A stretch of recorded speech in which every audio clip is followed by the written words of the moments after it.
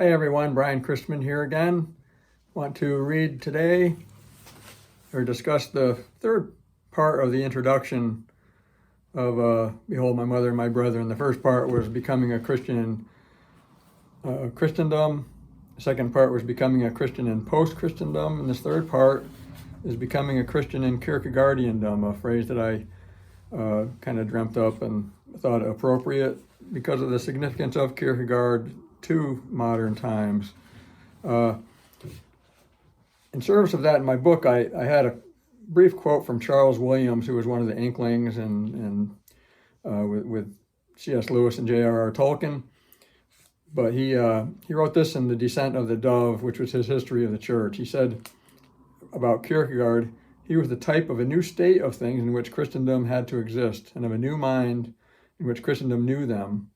His sayings will be so moderated in our minds that they will soon become not his sayings, but ours. To comment on that, I said that Williams's statements demonstrate that Kierkegaard represented or perhaps instigated an existential, spiritual, psychological sea change in Christendom and the psyche of the modern West. Now, rather than ramble on, as I'm apt to do, and talk about that, I'm going to just try to illustrate it from one of Kierkegaard's own writings to show you this, how much he changed the psyche of modern man, modern man in the West particularly.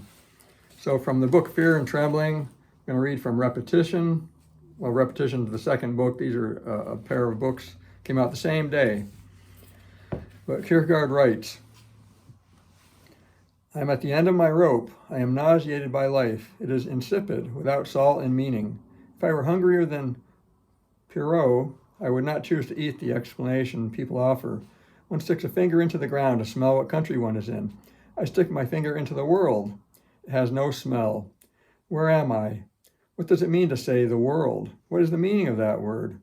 Who tricked me into this whole thing and leaves me standing here? Who am I? How did I get into the world? Why was I not asked about it? Why was I not informed of the rules and regulations, but just thrust into the ranks as if I had been bought from a peddling Shanghaier of human beings? How did I get involved in this big enterprise called actuality? Why should I be involved? Isn't it a matter of choice? And if I am compelled to be involved, where is the manager? I have something to say about this. Is there no manager? To whom shall I make my complaint? Now, that's I just find some of the writing and repetition super interesting, kind of like in either or one, especially just the things that are said and the way that they're said. But that's just an example. You would not find writing like that much before Kierkegaard. Maybe Dostoyevsky and some of his writings, like in particular The Underground Man. But you get this modern voice of modern man, and it's the voice of Kierkegaardiandom is what I called it, that to show how influential Kierkegaard has been.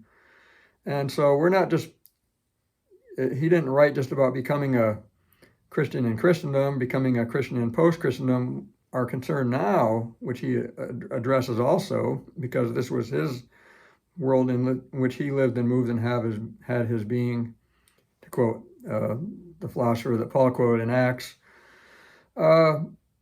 Kierkegaard, it helpful to us to become a Christian in Kierkegaardiandom, because we all live in this age of anxiety, and his writings are pertinent to our situation. Really, I don't know a lot about it, but the voice of Kierkegaard in Repetition that I just read, he's kind of talking about what Heidegger called thrownness. We're kind of thrown into the world. Like the Doors, Jim Morrison sang, into the world we're thrown. I'm sure that was from Heidegger. At any rate, this was just a sampling from Kierkegaard to show that we're in Kierkegaardiandom, and it's something that I explore in this series of books on the Kierkegaardian readings of the Gospel of Mark. Thanks again for stopping by, and I hope this is informative. Hope you'll stop back. Hope you'll subscribe. Take advantage of things that, I can offer here regarding the Gospel of Mark, Soren Kierkegaard, and living in today's world where we're thrown. for better or for worse. One way of looking at it for some of us. Thank you.